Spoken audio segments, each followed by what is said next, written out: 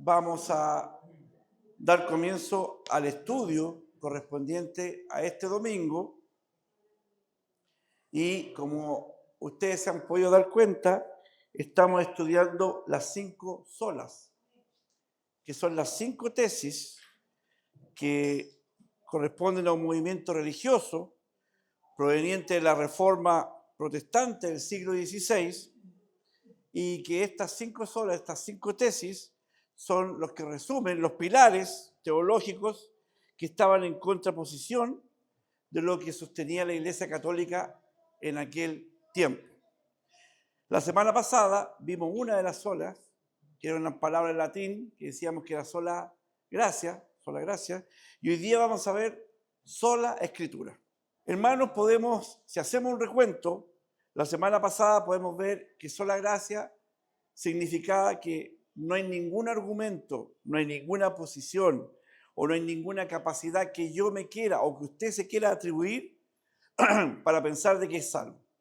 Solamente somos salvos por la gracia y la misericordia del Señor. Y hoy día vamos a hablar de algo muy importante, de algo que es una base para el Evangelio, que es la sola escritura.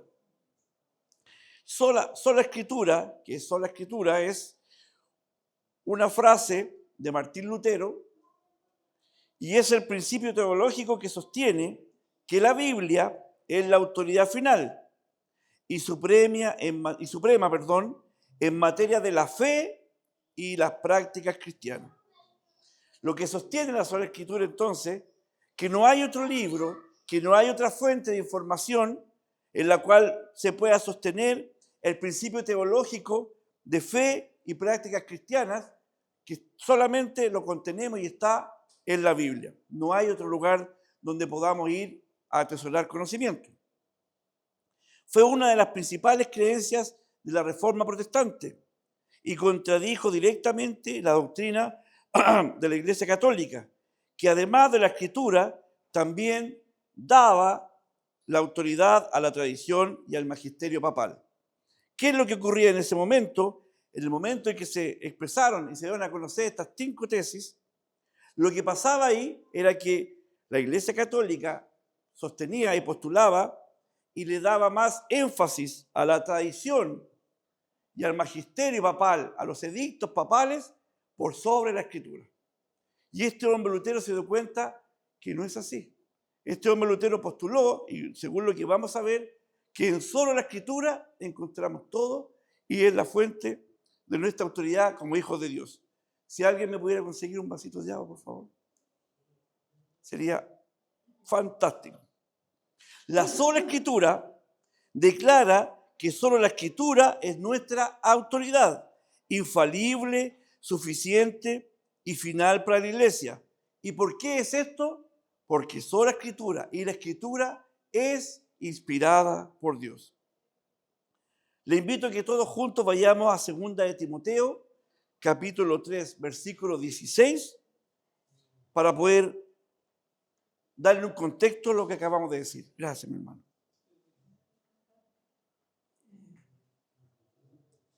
Hemos dicho que sola Escritura es inspirada por Dios.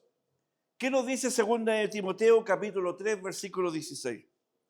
Toda la Escritura es inspirada por Dios, útil para enseñar, para redarguir, para corregir y para instruir en justicia.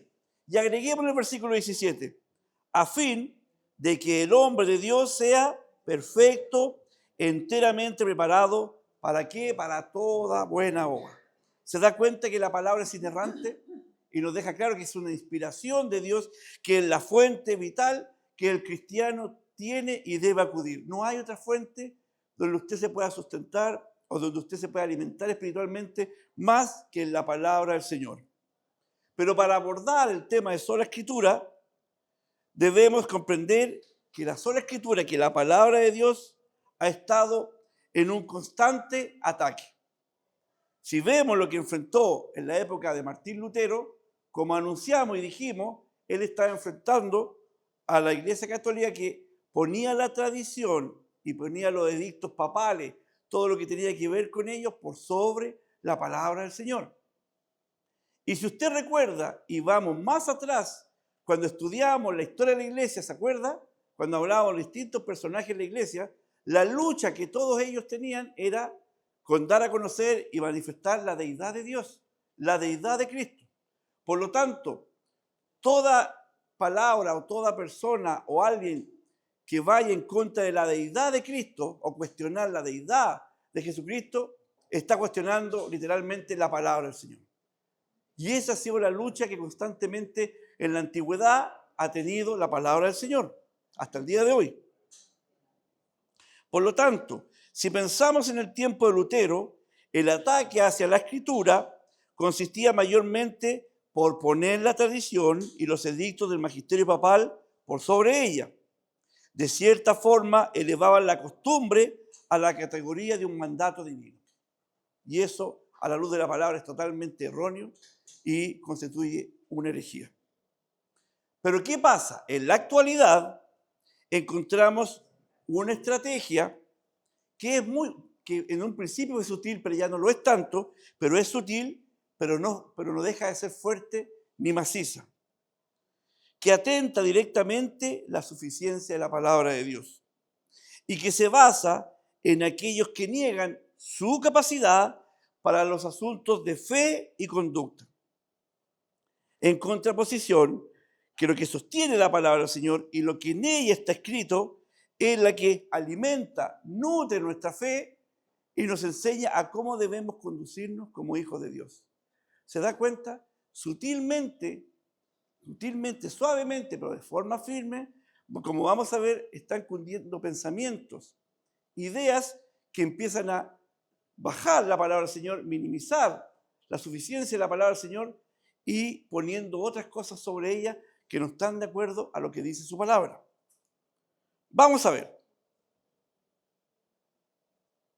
Primero, en la actualidad, lamentablemente en estos tiempos, encontramos una estrategia sutil y fuerte que atenta directamente la suficiencia de la palabra de Dios y que se basa en aquellos que niegan su capacidad para asuntos de fe y conducta.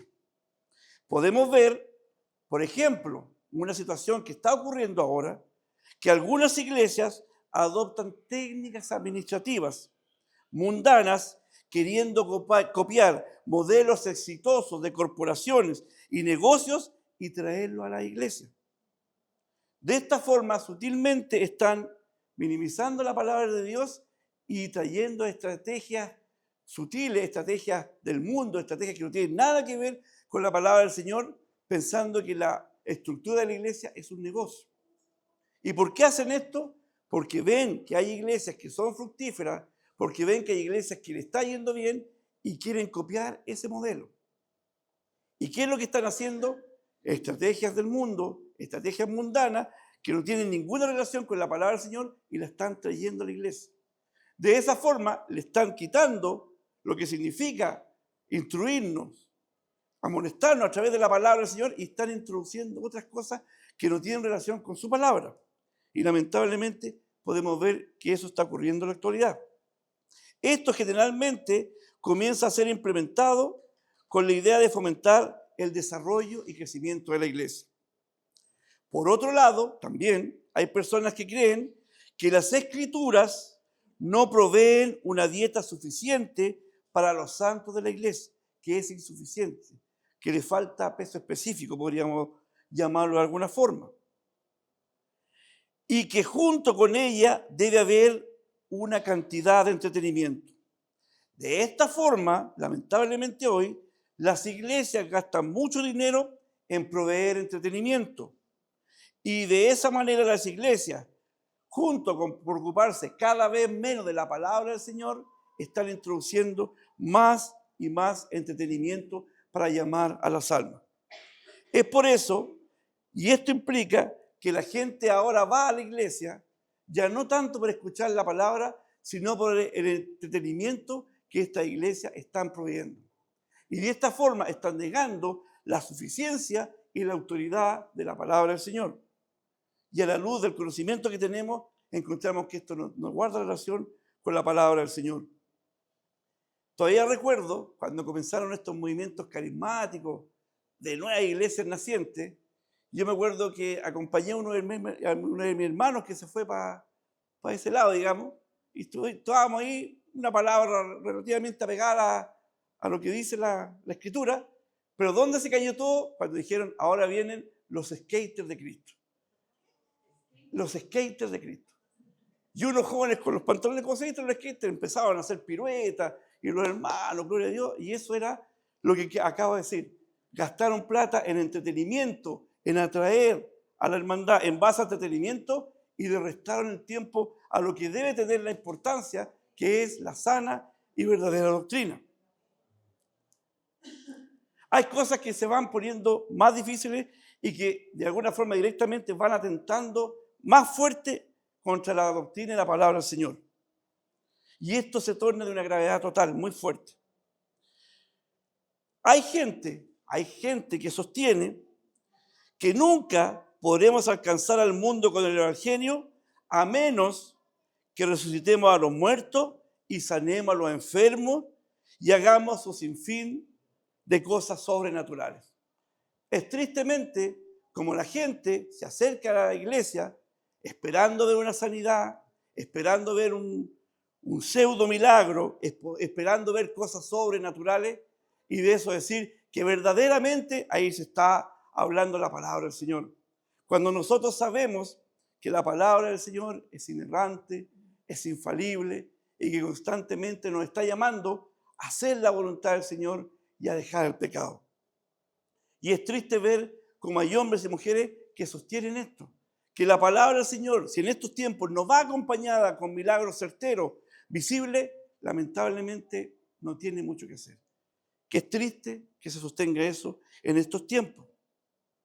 ¿Qué está pasando ahora? Hay un auge en las iglesias que se habla de técnicas de visualización, donde usted ve algo como una realidad. Por ejemplo, una curación, una sanidad, un auto nuevo, una esposa nueva, no sé. Técnicas de visualización. No es mi caso, no es mi caso. Técnicas de visualización y que esto lo llevan a decir decreta, declara con autoridad. Se adjudican falsamente, y sabemos que es así, autoridad sobre los demonios. Y lamentablemente estamos dejando la verdadera esencia de la palabra del Señor, que nos llama a arrepentirnos, que nos llama a dejar nuestro pecado y a buscar la santidad, sin la cual nadie verá al Señor. Podemos ver también, en el caso de la consejería de la iglesia, en el caso de la consejería de la familia, al analizar la palabra del Señor, la palabra nos enseña sobre el matrimonio, la palabra nos enseña sobre el trato de los padres con los hijos, la palabra del Señor nos enseña todo lo que podemos encontrar de cómo es el modelo de familia, de cómo es el modelo del cristiano, lo encontramos todo, pero lamentablemente, y volvemos a decir, sutilmente ha entrado un tema que es psicológico a las iglesias. En el caso de la consejería a la familia, en donde en la Escritura encontramos el modelo perfecto dado por Dios por el matrimonio, ahora se sostiene que la Biblia no puede resolver los problemas o asuntos sociológicos contemporáneos, queriendo decir que a la Biblia le falta sofisticación. Ahora se está dando auge al matrimonio igualitario, se está hablando de homosexualidad, y hay que decirlo realmente con sus letras tal como son, pero lamentablemente dicen, la Biblia no se ha renovado al respecto. En circunstancias que la Biblia habla claramente y nos enseña claramente cómo es el sano y decoroso funcionar y actuar de un verdadero hijo de Dios. Pero hay muchos que sostienen que la iglesia no tiene y no se está sofisticando, que está quedando en el pasado. Dios tenga misericordia. Podemos ver también cómo suavemente la psicología ha entrado a las iglesias y se puede observar ya que en los consejos matrimoniales, podemos observar ya que en las clases de los jóvenes, podemos observar ya que en las clases de los niños ya no son los pastores los que están enseñando, ya no son los diáconos los que están enseñando, sino que se están empezando a ocupar psicólogos. Psicólogos expertos en matrimonio, psicólogos expertos en jóvenes, psicólogos expertos en problemas de pareja, sabiendo, hermano, que todo está contenido en la suficiente y poderosa palabra del Señor. ¿Qué podemos decir esto? Podemos ver también cómo suavemente la psicología ha entrado a las iglesias y se puede observar ya que las iglesias para consejos matrimoniales, como lo acabamos de decir, ya no está el pastor presente, ya no está el líder presente, sino que está el psicólogo presente. Dios tenga misericordia. Los pastores, los siervos, los líderes, ahora ya no van a seminario a prepararse sobre la palabra del Señor, sino que le están dando auge a prepararse sobre la psicología para entender el pensamiento humano y han dejado atrás la lectura y el prepararse de la palabra del Señor. Tristemente, podemos ver que esto está llevando a un éxodo tremendo de la tierra tradicional, de la teología, de la doctrina, de la sana palabra del Señor, y nos está llevando a la tierra prometida de la psicología y la psicoterapia, que sabemos que no tiene ninguna relación con la palabra del Señor. Lamentablemente, debemos entender que esto está proliferando en las iglesias y la única defensa que usted y yo tenemos es entender la inerrancia, la soberanía y el poder de la palabra del Señor. Todo esto sutilmente hace ver y quiere demostrar, porque no es así, la insuficiencia de la palabra del Señor. Se disminuye, hermano, en los planes de estudio sobre la palabra del Señor, temas netamente con la iglesia, temas netamente con el proceder y el enseñar cómo debe actuar un verdadero cristiano, y se están agregando ramas psicológicas. Se le está quitando la autoridad a la palabra del Señor y se le están introduciendo psicologías nuevas para poder enfrentar los nuevos desafíos de la iglesia. El único desafío que usted y yo debemos enfrentar es conocer la palabra del Señor y enfrentarnos al pecado que nos asedia todos los días. Y la única forma que yo lo puedo lograr es conociendo la palabra del Señor. La única y soberana fuente en la cual usted y yo nos podemos sustentar. Lamentablemente, a raíz de esto, se está ofreciendo una salvación psicológica y no se está ofreciendo y nos está enseñando lo que dice la palabra del Señor, que cada uno de nosotros debemos enfrentar un nuevo nacimiento. La psicología nos dice, si mientes, no mientas tanto, empieza a mentir de a poquito. Cuando la palabra del Señor nos dice claramente que ningún mentiroso entrará al reino de Dios. ¿Se da cuenta la contraposición que hay? Dios tenga misericordia. Entendamos algo, hermano, y aquí quiero ser claro. Negar la suficiencia de la palabra de Dios es un pecado de palabras mayores. Se lo vuelvo a decir. Negar la suficiencia, la autoridad de la palabra de Dios constituye un pecado de palabras mayores. Recordemos lo que acabamos de leer en 2 de Timoteo, capítulo 3, versículo 16. Toda escritura es inspirada por Dios. Por lo tanto, negar la palabra del Señor es negar a Dios mismo literalmente. Y Dios tenga misericordia para que tengamos cuidado con eso. Ahora, los que por misericordia de Dios hemos entendido la importancia que tiene la palabra del Señor en nuestra vida, los que por misericordia de Dios hemos experimentado un nuevo nacimiento, sabemos que toda situación, toda necesidad espiritual que cada uno de nosotros tengamos que enfrentar, la encontramos en la palabra del Señor. Le invito a que todos juntos vamos a 2 de Corintios, capítulo 3, versículo 5.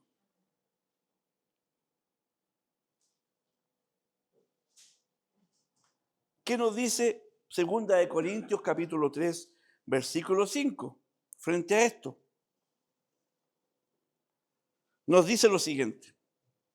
No que seamos competentes por nosotros mismos para pensar algo como de nosotros mismos. Y aquí está lo importante.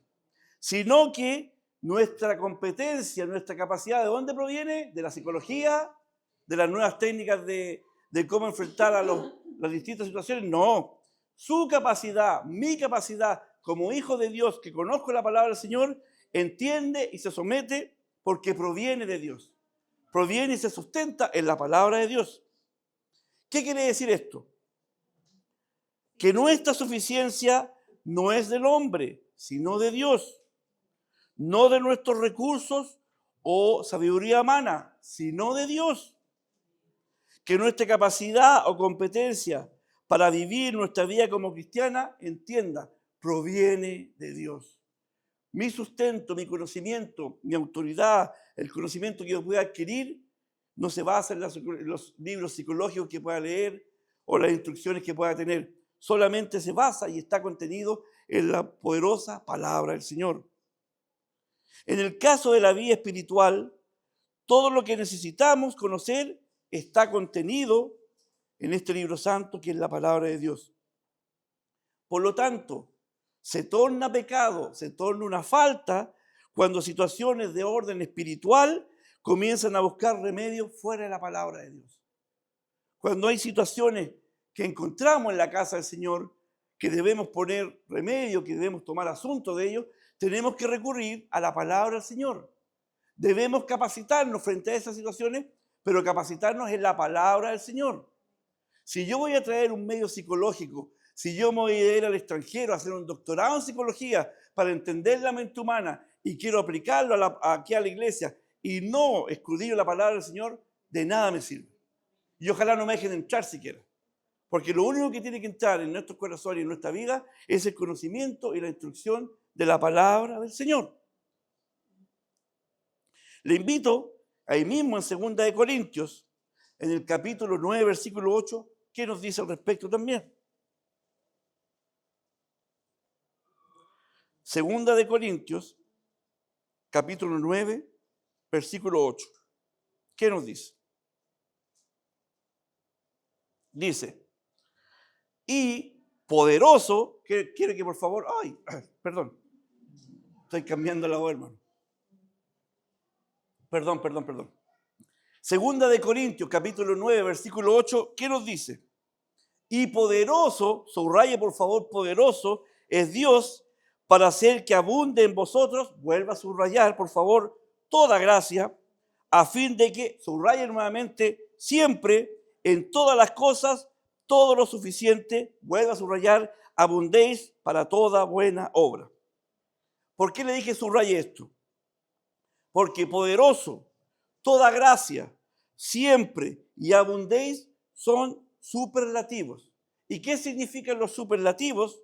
Son formas gramaticales que expresan la cualidad, circunstancia en su grado máximo, en su totalidad.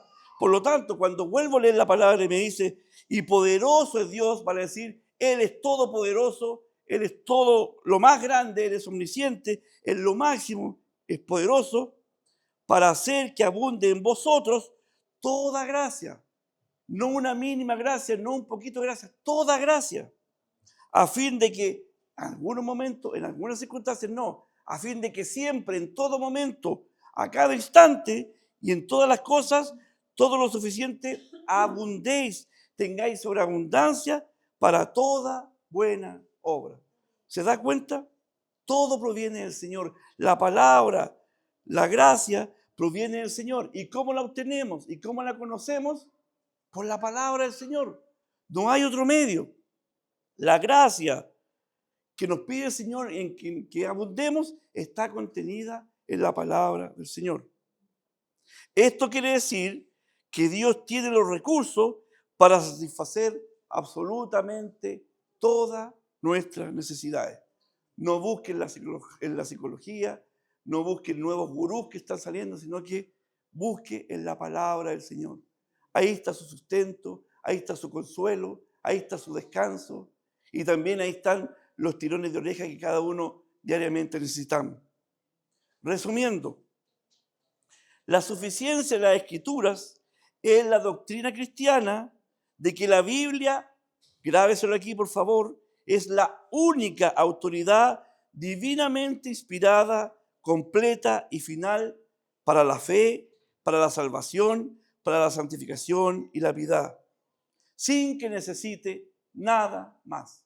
En la palabra del Señor, usted va a poder encontrar todo lo que necesita para conocer sobre la fe, para conocer sobre la salvación, para lo que significa la santificación, dejar el pecado de lado, y para lo que significa la piedad de Dios sobre cada uno de nosotros. Todo eso usted lo encuentra en la palabra del Señor. No hay más. Afirma que las Escrituras contienen todo lo necesario para que el creyente pueda comprender a Dios, la salvación en Cristo y vivir una vida piadosa para glorificar y para engrandecer constantemente el nombre de Dios. Y hay algo maravilloso que le invito a que busquemos Salmo 19. Quiero que se lleve esto porque es maravilloso como la palabra del Señor nos enseña, nos adoctrina, pero también nos habla y esto produce un bálsamo que alegra nuestra vida y nuestro corazón. Salmo 19, versículos 7 y 8. Miren lo maravilloso que dice la palabra del Señor.